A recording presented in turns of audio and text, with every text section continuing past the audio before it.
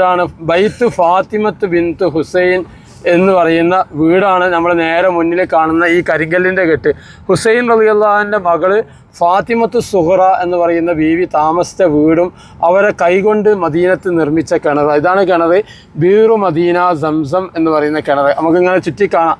ഈ ഫാത്തിമ ബീവി വലിയ കറാമത്തുള്ള ബീവിയായിരുന്നു. അവർ ഇബാദത്ത് ചെയ്ത സ്ഥലമാണ് ഈ ആർച്ച്. അവരുടെ വീട്ടിൻ്റെ ഉള്ളിലുള്ള പള്ളി. ഇവർ വലിയ കറാമത്ത്, വലിയ നിസ്കാരവും കാര്യങ്ങളൊക്കെ ഉള്ളതാ കണ്ടില്ലേ? ഇതാണ് പള്ളി. അപ്പോൾ അവർ നിസ്കാരം നിർവഹിച്ച സ്ഥലമാണ്. ഇവിടെ ഒരുപാട് തങ്ങന്മാർ, അറിയപ്പെട്ട പല തങ്ങന്മാരും ജനിച്ചു വളർന്ന വീടാണ് ഇത് ആ കാലഘട്ടത്തിൽ. അപ്പോൾ നബി സല്ലല്ലാഹു അലൈഹി വസല്ലമയുടെ പേരക്കുട്ടിയാണ് നബി തങ്ങളുടെ മകള് ഫാത്തിമ ബീവിൻ്റെ പേരക്കുട്ടിയാണ് ഫാത്തിമത്ത് സുഹറ, ചെറിയ ഫാത്തിമ ബീവി എന്ന പേരിൽ അറിയപ്പെടുന്ന ഈ ബീവി. നബി തങ്ങളുടെ മകള് ഫാത്തിമത്തുൽ കുബറ, എന്നാൽ ഇത് ഫാത്തിമത്ത് സുഹറ, ചെറിയ ഫാത്തിമ ബീവി. ഇത് കണ്ടില്ല, അതാണ് കിണർ. ഈ കിണറിൻ്റെ പേര് ബീറു മദീന സംസം. ബീറു മദീന സംസം, മദീനത്തെ സംസം കിണർ. മക്കത്ത് നിന്നല്ല നിങ്ങൾ വന്നത്? മക്കത്തെ സംസം കിണർ ഉസ്താദ് കാട്ടി തന്നീനോ? ഇല്ലല്ലോ, ഇല്ല. മക്കത്തെ സംസം കിണർ ഇനി ആര് വിചാരിച്ചാലും കാണാൻ കഴിയൂല. അവിടെ സംസം കിണറുണ്ട്, പക്ഷേ ആ സംസം കിണറിലെ വെള്ളമാണ് ഇന്ന് ഭൂമിയിൽ കിട്ടുന്ന വെള്ളങ്ങളുടെ കൂട്ടത്തിൽ ഏറ്റവും പവിത്രമായ വെള്ളം സംസം വെള്ളമാണ്. ആ സംസം എന്തില്ല, ഇപ്പം നമ്മൾ സംസം കിണർ കാണാൻ കഴിയില്ല മക്കത്ത്, പക്ഷേ വെള്ളം കിട്ടും. ആ വെള്ളം മുഅ്മിനായ മനുഷ്യനിക്ക് മാത്രമാണ് വയറ് നിറയെ കുടിക്കാൻ കഴിയാന്ന്. നിങ്ങൾ കുടിച്ചിനോ? വെള്ളം നിറച്ച് കുടിക്കണം. ഒരു ഗ്ലാസിൻ്റെ മുകളിൽ 2 ഗ്ലാസിൻ്റെ മുകളിൽ നിർത്തരുത്. പാത്താൻ മുട്ടെന്ന് വിചാരിച്ചിട്ട് അങ്ങനെ നിർത്തരുത്. വയറ് നിറയെ കുടിക്കണം സംസം വെള്ളം. ഇനി നമുക്ക് പോകുന്നത് വരെ അതിനുള്ള അവസരം ഇവിടെയുണ്ട്, മദീനത്തും ഉണ്ട്. അപ്പോൾ ഈ കിണർ വലിയ ഈ ബീവിൻ്റെ കൈകൊണ്ടാണ് കുഴിക്കുന്നത്. ഈ കിണർ കുഴിക്കുന്ന സമയത്ത് വലിയ പാറ വെളിവായി ഭൂമിക്കടിയിൽ. അപ്പോൾ എല്ലാവരും പറഞ്ഞു ഫാത്തിമ ഇവിടെ കുഴിച്ചിട്ട് കാര്യമില്ല, വെള്ളം കിട്ടൂല എന്നാണ്.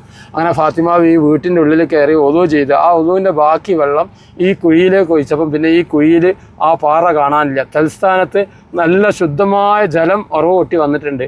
മക്കത്ത് പോയാൽ എല്ലാവരും സംസം വെള്ളം കൊണ്ടുപോകുന്നത് പോലെ മദീനത്ത് വന്നാൽ ഈ കിണറിലെ വെള്ളം വറക്കത്തിന് വേണ്ടി കൊണ്ടുപോകൽ പതിവായിരുന്നു. അങ്ങനെയാണ് ഈ കിണറിന് മദീനത്തെ സംസം കിണർ എന്ന പേരിൽ ഈ കിണർ അറിയപ്പെട്ടത്. തങ്ങന്മാരെ വീട്ടിലുള്ള കിണർ. മദീന നോക്കിയതാ, ഒരു പള്ളിൻ്റെ മുറ്റത്ത് വേറെ ചെറിയ പള്ളി കണ്ടില്ലേ? അപ്പോൾ ഈ പള്ളി, ചെറിയ പള്ളി മസ്ജിദുൽ ഖൈരി ബി ഹയ്യിൽ ഖിദ്ർ എന്നാണ് ഈ പള്ളിൻ്റെ പേര്. ഖിദ്ർ നബി അലൈഹി ഇസ്ലാമിൻ്റെ പേരിലാണ് ഈ പള്ളി അറിയപ്പെടുന്നത്. 4 മരിക്കാതെ ജീവിച്ചിരിക്കുന്ന 4 പ്രവാചകന്മാർ ഇപ്പോഴും ഉണ്ട്. 2 പ്രവാചകന്മാർ ആകാശത്തിലും 2 പ്രവാചകന്മാർ ഭൂമിയിലും. അതിൽ ഭൂമിയിലുള്ള പ്രധാനപ്പെട്ട ഒരു പ്രവാചകനായിരുന്നു ഖിദ്ർ നബി അലൈഹി ഇസ്ലാം. ആ ഖിദ്ർ നബി അലൈഹി ഇസ്ലാമിൻ്റെ പേരിൽ പല നാടുകളിലും എന്തുണ്ട്, ഖിദ്ർ നബിൻ്റെ പേരിൽ പള്ളിയുണ്ട്. നിങ്ങളുടെ നാട്ടിൽ ഖിദ്ർ നബിൻ്റെ പേരിൽ പള്ളിയുണ്ടോ? എവിടെയെങ്കിലും അടുത്ത പ്രദേശത്തൊക്കെ ഉണ്ടാവും. ഖിദ്ർ നബിൻ്റെ പേരിൽ പള്ളികൾ ആലമ്പാടി പള്ളിയുണ്ട്. അത് കാസർഗോഡാണ്. നമ്മുടെ നാട്ടിലുണ്ട്, കോഴിക്കോട്, പല സ്ഥലത്തുമുണ്ട്. ഇങ്ങനെ ഖിദ്ർ നബി അലൈഹി ഇസ്ലാമിൻ്റെ പേരിൽ ആ പള്ളിൻ്റെ ചരിത്രങ്ങളിലൊക്കെ നമ്മൾ പരിശോധിച്ച് നോക്കിയിട്ടുണ്ടെങ്കിൽ ഖിദ്ർ നബി ആളുകൾ, പണ്ടത്തെ ആളുകൾ കണ്ടുമുട്ടിയത് ഖിദ്ർ നബി അലൈഹി ഇസ്ലാമിൻ്റെ ദുആ ഇങ്ങനെ തുടങ്ങിയിട്ട് പലതും ഉണ്ടാവും. നമ്മളെ മൗലൂദിൻ്റെ കിതാബിൽ ഖിദ്ർ നബിൻ്റെ ദുആ എന്ന് പറഞ്ഞു കഴിഞ്ഞാൽ ഒരു ഇതുണ്ട്. അതേപോലെ ഖിദ്ർ നബി അലൈഹി ഇസ്ലാം കൊടുത്ത ദിക്ർ. ഇങ്ങനെ ഖിദ്ർ നബി അലൈഹി ഇസ്ലാമിനെ കാണാൻ കഴിയും. ജീവിതത്തിൽ ഒരിക്കലെങ്കിലും മുഅ്മിനായ മനുഷ്യൻ ഖിദ്ർ നബി അലൈഹി ഇസ്ലാമിനെ കാണുന്ന. നിങ്ങൾ കണ്ടോ അജ്മ? കാണാൻ അല്ലാഹു തആല തൗഫീഖ് നൽകട്ടെ. മുഅ്മിനായ മനുഷ്യൻ എന്തായാലും കാണും. ചിലപ്പോൾ അറിയും, ചിലപ്പോൾ അറിയൂല. ചിലപ്പോൾ അറിയും, ചിലപ്പോൾ അറിയൂല. അപ്പോൾ അതിനെ പിടിച്ചടക്കാൻ വേണ്ടിയിട്ട് നബിതങ്ങളെ ശത്രുക്കളായുള്ള മുഴുവൻ ആളുകളെയും ഒരുമിച്ച് കൂട്ടി മക്കത്തുനിന്ന് ആളുകൾ വരികയാണ്. അപ്പം 10,000-ഓളം പട വരുന്നുണ്ട് എന്നുള്ള വിവരമാണ് മദീനത്ത് കിട്ടിയത്. എന്തിനാണ് വരുന്നത്? മദീനെ പിടിച്ചടക്കാൻ വേണ്ടിയിട്ടാണ്. മദീന പിടിച്ചെടുത്ത് അവിടെ നാടായി കൂടാൻ വേണ്ടിയിട്ട്. അപ്പോൾ അവർ ഭയങ്കര സെറ്റപ്പോട് കൂടിയിട്ടാണ് വരുന്നത്. മദീനത്താണെങ്കിലോ അന്ന് പട്ടിണിയാണ്. മദീനത്ത് ഒരു തരി ഭക്ഷണം പോലും എവിടെയില്ല. പട്ടിണി കിടന്ന് സഹാബത്തൊക്കെ മെലിഞ്ഞൊട്ടിപ്പോയി. നിലത്ത് കിടന്ന് വിശന്നിട്ട് നിലത്ത് കിടന്ന് ഉയക്കാണ്. സ്ത്രീകളും കുട്ടികളൊക്കെ ആർപ്പും വിളിയും കൂട്ടുന്നുണ്ട്. പലരും മരിച്ചു വീകുന്നത്. ഈ അവസ്ഥയിലാണ് മദീനൻ്റെ അവസ്ഥ. അപ്പോൾ നബി സല്ലല്ലാഹു അലൈഹി വസല്ലം മക്കത്തു നിന്നാണെങ്കിൽ ഈ നാട് പിടിച്ചെടുക്കാൻ വലിയ സൈന്യവും വരുന്നുണ്ട്. അപ്പോൾ നബി തങ്ങൾ ഉടനെ തന്നെ എന്ത് ചെയ്തു? മദീനത്തെ ആളുകളൊക്കെ ഒരുമിച്ച് കൂട്ടി എന്ത് ചെയ്യുമെന്നുള്ള കൂടിയാലോചന നടത്തിയപ്പം എല്ലാവരും കൈമലർത്തിയപ്പം സൽമാനുൽ ഫാരിസി റളിയല്ലാഹു അൻഹു നബി തങ്ങൾക്ക് പറഞ്ഞു കൊടുത്ത് മദീനയുടെ വടക്ക് പടിഞ്ഞാറ് ഭാഗത്ത് നമുക്ക് കിടങ്ങ് കീറാം. അപ്പോൾ നബി സല്ലല്ലാഹു അലൈഹി വസല്ലം അത് അംഗീകരിക്കുകയും ചെയ്ത്. വടക്ക് പടിഞ്ഞാറ് ഭാഗം എന്ന് പറഞ്ഞാൽ ഒരു സംഘം ആളുകൾ വന്നാൽ കയറി വരാൻ പറ്റുന്ന ഭാഗമാണ്. ബാക്കിയുള്ള ഭാഗത്തൊക്കെ എന്ത് ചെയ്യുക, കാവൽക്കാരെ നിർത്താൻ പറ്റും. അങ്ങനെ ഈ ഭാഗം കിടങ്ങ് കീറാൻ നോക്കുമ്പോൾ ഈ പട്ടിണിപ്പാവങ്ങളായ ആൾക്കാർ വയറ്റത്ത് കല്ല് വെച്ച് നെട്ടി നടക്കുന്ന ആളുകൾ. അപ്പോൾ പത്തീച്ച സഹാബത്തിന് 40 മുഴം നീളവും 40 മുഴം വീതിയും അളന്നു കൊടുത്ത് ഇങ്ങനെ ആയിരക്കണക്കിന് സഹാബത്തിനെ നിരത്തി നിർത്തി. എന്നിട്ട് രാവും പകലും നിന്ന് 7 ദിവസം കൊണ്ട് എന്ത് ചെയ്തു, ഈ കിടങ്ങ് ഈ പട്ടിണിപ്പാവങ്ങളായ സഹാബത്ത് കുഴിച്ചുണ്ടാക്കിയെന്ന.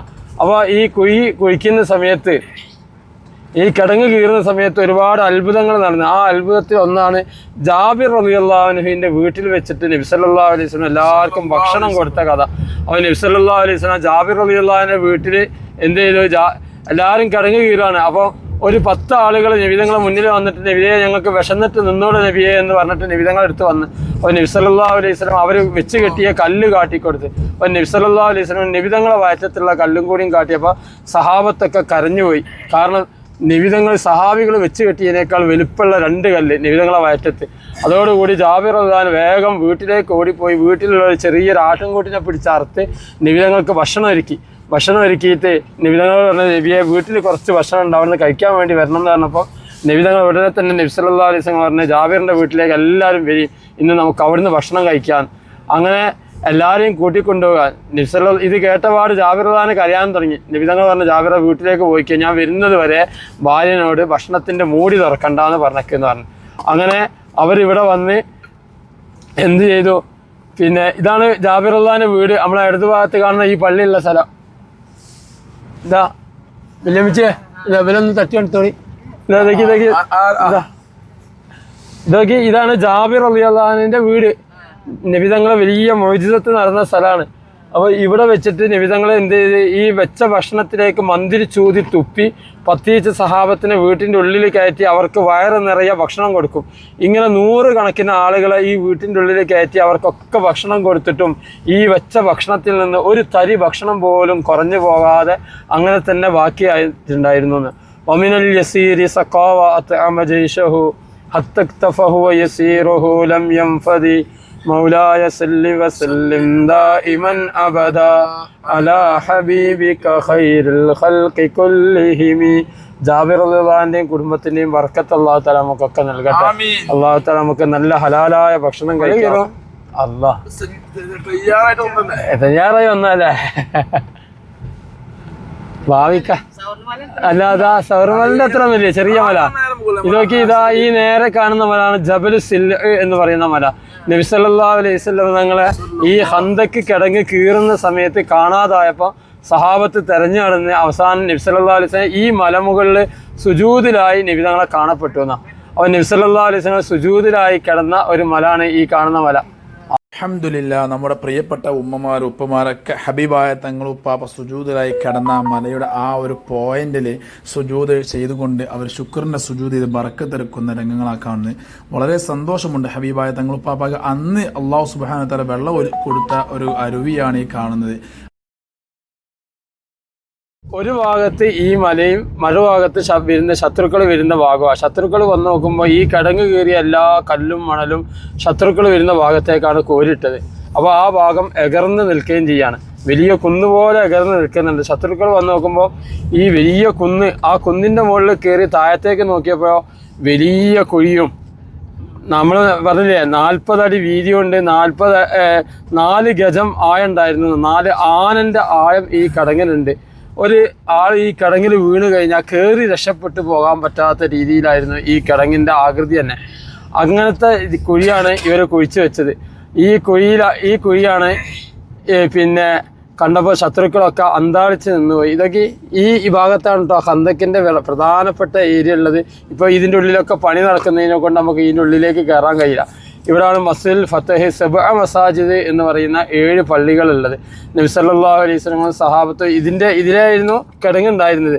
ആ കിടങ്ങിൻ്റെ ഈ ഭാഗത്ത് ശത്രുക്കളും ആ ഭാഗത്ത് ശത്രുക്കൾ വന്നപ്പോൾ ശത്രുക്കൾ എന്ത് ചെയ്ത് പെട്ടെന്ന് ചാടിക്കടന്ന് ഈ കിടങ്ങ് ചാടിക്കിടക്കാൻ നിന്നില്ല. കാരണം ഇതിലെന്തോ ഒരു ചതി മനസ്സിലാക്കി. അങ്ങനെ അവർ ഈ ഭാഗത്ത് ഹൈമ കെട്ടി. നബിതങ്ങൾ ഈ മലഞ്ചെരുവിലും ഹൈമ കെട്ടി, നബിതങ്ങളും സഹാബത്തും. അങ്ങനെ ദിവസങ്ങളോളം അപ്പുറത്തും ഇപ്പുറത്തും ശത്രുക്കളും നബിതങ്ങളും സഹാബത്തും. ഇപ്പുറത്താണെങ്കിലോ വിശന്ന് പൊരിഞ്ഞ് നിൽക്കുന്ന സഹാബത്താണ് ഇവിടെ ഉള്ളത്.